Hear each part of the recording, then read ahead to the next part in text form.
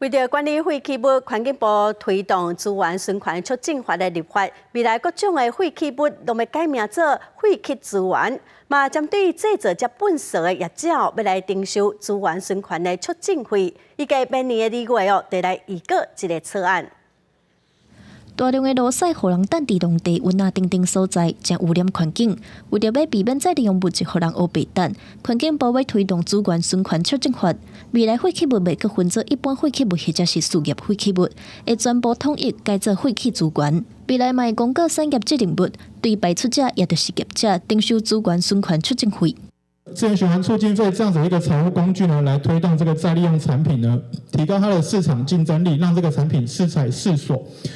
未来有啥物产业责任物，也就是废弃资源会互人征收费用嘞。环境部表示，亲像垃圾物件、弹头等等项目，会搁评估非法乌白蛋的发生状况，再利用情形来公告项目。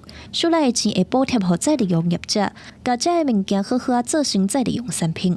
这个合法有绩效的，我认为是要一些多奖励。这个奖励不见得一定要拿钱出来，就用一个绩点的方式鼓励大家守法。